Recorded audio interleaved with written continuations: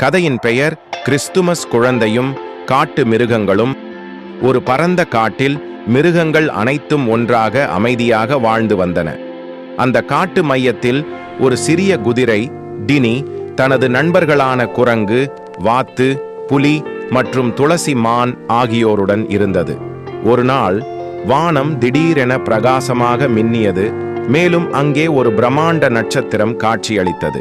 அந்த நட்சத்திரத்தை பின்தொடரச் சென்ற குதிரை அதன் நண்பர்களும் ஒரு குளிர் இரவில் ஒரு அடைக்கலத்திற்குள் ஒரு குழந்தை படுத்திருப்பதை கண்டனர்.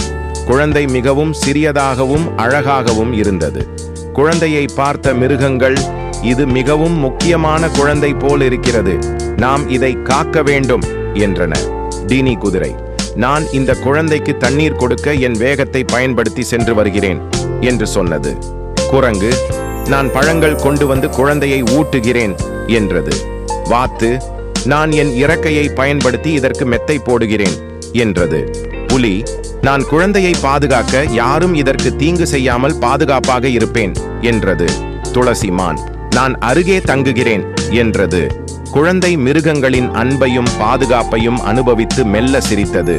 அந்த சிரிப்பு மிருகங்களுக்கு மகிழ்ச்சியை கொண்டு வந்தது. வெளியே 2 ஞானிகள் அந்த நட்சத்திரத்தை பின்தொடர்ந்து வந்து அந்த சிறிய குழந்தைக்கு பரிசுகளை அளித்தனர். மிருகங்களும் ஞானிகளும் ஒன்றிணைந்து அந்த குழந்தையை காப்பாற்றியதை பெருமையாக கொண்டனர்.